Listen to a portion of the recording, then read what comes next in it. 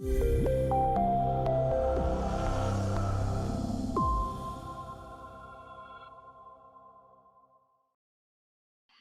what is poor memory? Memory loss or amnesia is unusual forgetfulness. You may not be able to remember new events, recall one or more memories of the past, or both. The memory loss may be for a short time and then resolve, so transient, or it may not go away.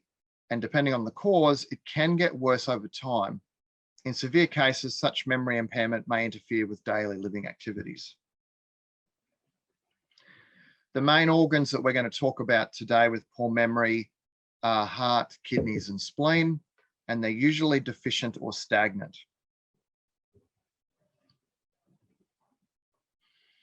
Now, how do we decide what the difference is between the memories? Basically, with heart, the Shen's involved, but it's short and long-term memory.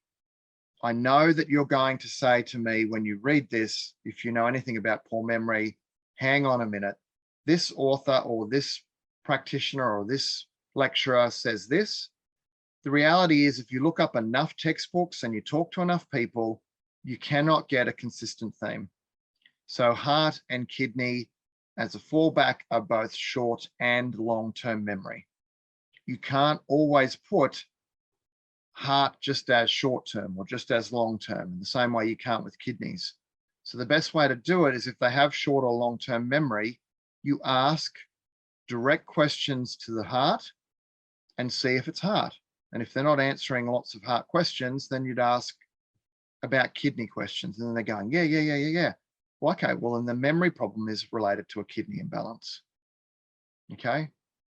So it's the communication between the kidneys and the heart that create that short, long-term memory balance in the body.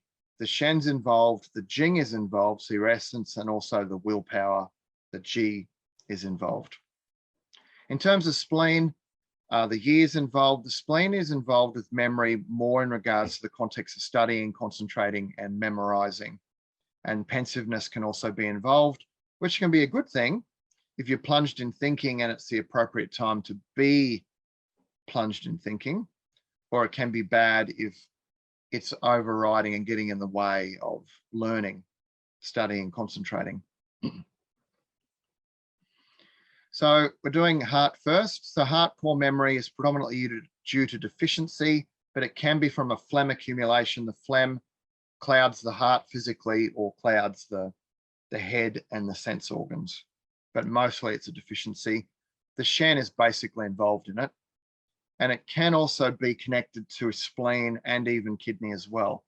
People with really short memories, it's not unusual to be heart, spleen, and kidney. We're not doing Alzheimer's, dementia, any of those types of memory issues, but they are typically a heart and kidney imbalance, or a heart, kidney, and spleen imbalance. And it's been building for decades, making it so difficult to treat, of course.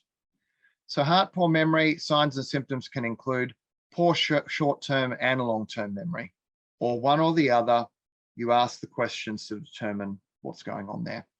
They'll be quite absent-minded, probably have palpitations, insomnia with great difficulty falling asleep, may have nightmares, may not. It depends on whether they're deficient or they've got the phlegm.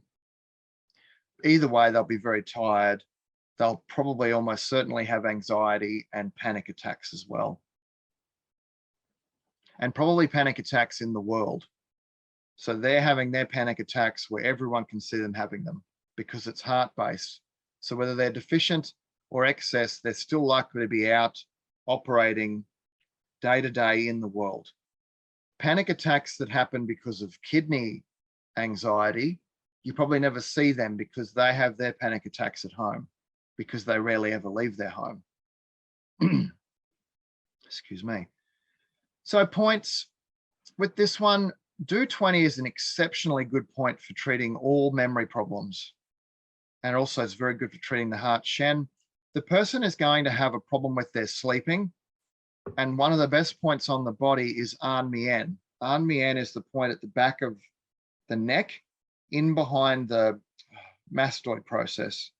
And it actually translates as peaceful sleep. So it helps with the sleeping and the tiredness, but it's also still very good for memory. And it's either side. It's a bilateral extra point. Front middle of heart and pericardium just makes sense. The back shoe for the heart, the yuan source point for the heart. Again, these are just obvious.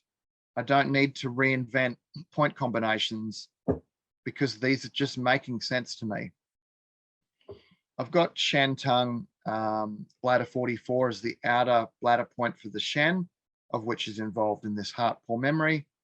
And then spleen 6 again, because spleen 6 treats the heart Shen, and because spleen 6 is in the top 5 best points for memory on the entire body. Basically, if you're looking at top 5 best memory points, spleen 6, heart 7, do 20 are 3 of the top 5, in my opinion. Spleen 6, heart 7, do 20. 3 of the top 5 best poor memory points.